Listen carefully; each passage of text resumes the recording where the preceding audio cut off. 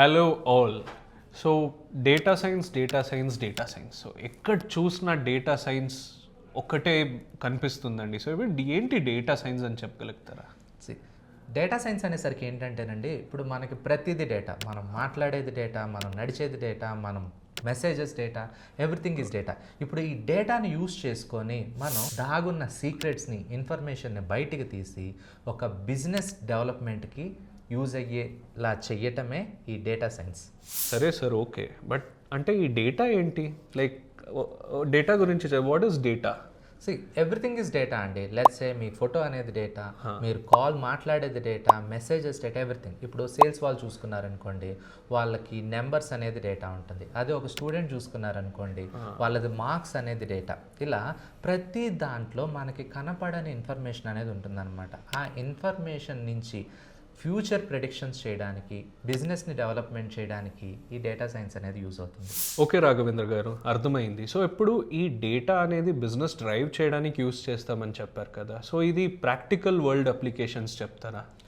ఇందాక నేను చెప్పినట్లుగా మనకి ప్రెడిక్షన్ కోసం యూజ్ చేస్తాం. ప్రెడిక్షన్ అంటే ఎలా? ఇప్పుడు నెట్ఫ్లిక్స్లో మీరు ఒక మూవీ చూశారు, నెక్స్ట్ మీకు ఏ మూవీ నచ్చుతుంది అని చెప్పి మీకు సజెస్ట్ చేయడానికి ఒక విధంగా యూజ్ అవుతుంది.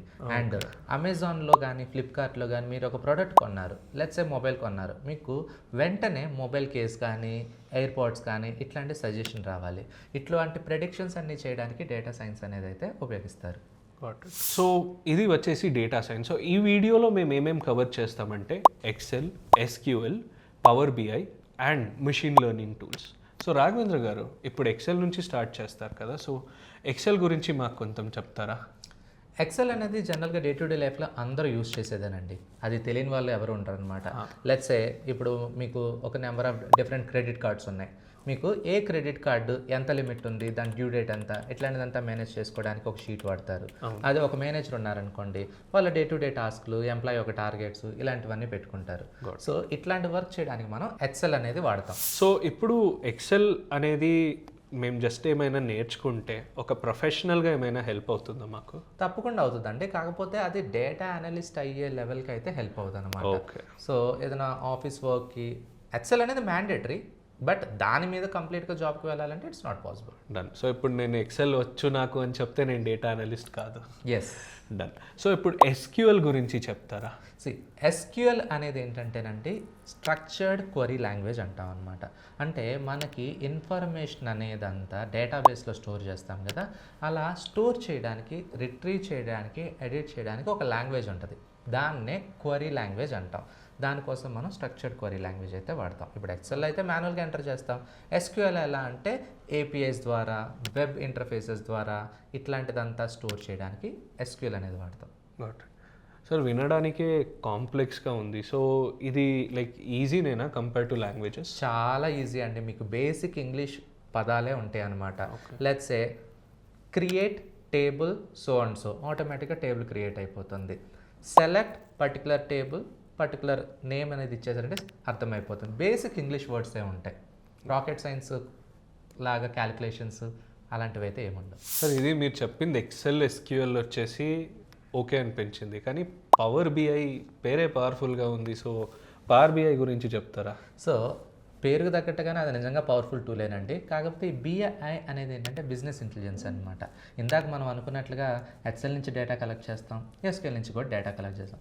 పవర్ బిఐ యొక్క బ్యూటీ ఏంటి అంటే ఇట్లాగా అన్నిటి నుంచి ఇన్ఫర్మేషన్ని కలెక్ట్ చేసుకొని ఇన్సైట్స్, డాష్ బోర్డ్స్ అనేది ఇస్తుంది. అండ్ ఈ బిజినెస్ ఇంటెలిజెన్స్ టూల్స్ ఏం చేస్తుందంటే మనకి ఫ్యూచర్ ఎలా ఉండబోతుంది, లైక్ సేల్స్ అనేది ఎంత జరుగుతాయి, మెడల్స్ ఎన్ని వస్తాయి, ఇట్లాగ ప్రెడిక్షన్స్ చేయడానికి అండ్ డేటా విజువలైజ్ చేయడానికి బిజినెస్ లీడర్స్ ఎవరైతే ఉన్నారో ఎగ్జిస్టింగ్ డేటా మీద ఆ విజువలైజేషన్స్ చూసి డెసిషన్స్ తీసుకోవడానికి ఈ టూల్ అనేది చాలా పవర్ఫుల్గా యూజ్ అవుతుంది. That's why it's called as a power BI. BI stands for business intelligence. So powerful power BI గురించి చెప్పారు. నౌ ఇప్పుడు లెస్సే నేను ఎక్సెల్ నేర్చుకున్నాను, దాంతోపాటు ఎస్క్యూఎల్ నేర్చుకున్నాను అండ్ పవర్ బిఐ కూడా వచ్చింది. సో ఇప్పుడు నేను సక్సెస్ఫుల్ డేటా అనలిస్టా? కాదు. ఇప్పుడు ఏంటంటే ప్రతి ఒక్క డొమైన్లో మనం సిస్టమ్తో మాట్లాడడానికి ఒక లాంగ్వేజ్ అయితే కావాలి. ఓకే. జావా అని, పైథాన్ అని, జావా స్క్రిప్ట్ అని. ఇప్పుడు మీరు డేటా సైన్స్ అనే డొమైన్లో ముందుకు వెళ్ళాలి అంటే డెఫినెట్లీ మీకు పైథాన్ అనేది అయితే వచ్చి ఉండాలన్నమాట. సో ఇటువంటి పైథాన్ అనేది ఏమవుతుంది అంటే మనం డేటాని ప్రెడిక్ట్ చేయడానికి, క్లీన్ చేయడానికి, అనాలిసిస్ చేయడానికి యూజ్ చేస్తాం. ఓకే, సో పైథాన్ అనేది కూడా కంపల్సరీ రావాలి if you want to become a data analyst. So Raghavendra గారు, డేటా సైన్స్ గురించి తెలిసింది ఇప్పుడు, బట్ అదేంటి మిషన్ లెర్నింగ్ అని సపరేట్గా ఉంది. సో మిషన్ లెర్నింగ్ గురించి చెప్తారా? మెషిన్ లెర్నింగ్ అనేది పేరు వినడానికి ఏదో కాంప్లెక్స్గా, ఏదో భయంకరంగా ఉందని చెప్పి చాలామంది భయపడిపోతూ ఉంటారు. మెషిన్ లెర్నింగ్ అనేది ఏం లేదండి, మన కంప్యూటర్నే మెషిన్ అంటాం అనమాట. కాకపోతే మనం ఇచ్చిన డేటా నుంచి అది నేర్చుకోవాలి. ఇప్పుడు మన కంప్యూటర్లో ఇప్పుడు ChatGPT ఉంది, అది మెషిన్ లెర్నింగ్ అవ్వచ్చు.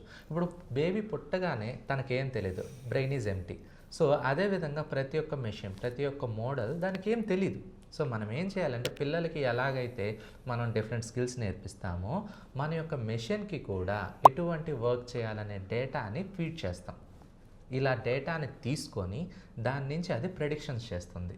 వెదర్ రిపోర్ట్ అయితే one kind of data, stock market అయితే వన్ కైండ్ ఆఫ్ డేటా, ఇలా అనమాట. సో బై డిఫాల్ట్ దానికి ఏం తెలీదు. మనం ఏం చేయాలి, we need to give the data.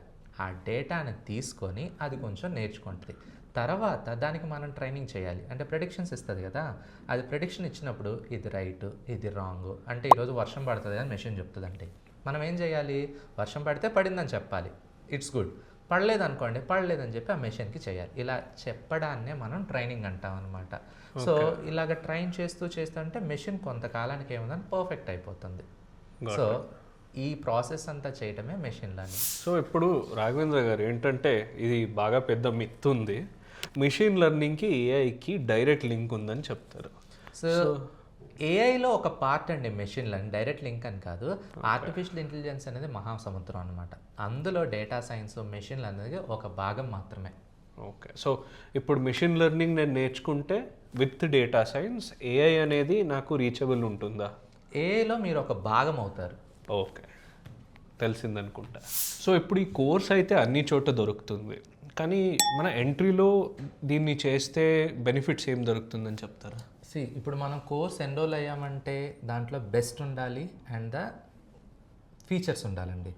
So నా 8 years ఎక్స్పీరియన్స్లో నేను చూసింది ఏంటి అంటే, ఎంట్రీలో ద కోర్స్ వచ్చేసరికి ఫస్ట్ వర్నాక్యులర్, అంటే మన తెలుగులో చెప్తారు. సో తెలుగులో ఉండటం వల్ల ప్లస్ పాయింట్ ఏంటి, అందరికీ ఈజీగా అర్థమవుతుంది.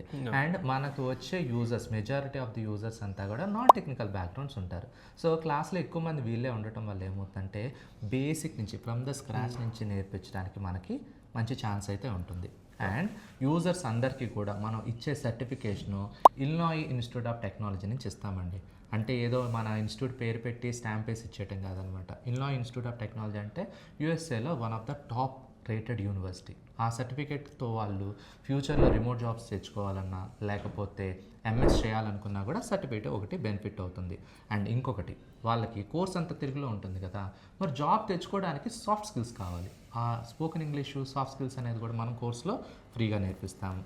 అండ్ ప్లేస్మెంట్ అంటారా, ఎంట్రీ ఫేమస్సే ప్లేస్మెంట్స్కి. ఇప్పుడు మన దగ్గర మీరు చూస్తున్నట్లయితే ఎన్ని ప్లేస్మెంట్స్ ఉన్నాయి. కేరళ, మలయాళం, తమిళ్, తెలుగు, కన్నడ, ప్రతి భాషలో కూడా మన వాళ్ళు ఆల్రెడీ ప్రూవ్ చేసేసారు.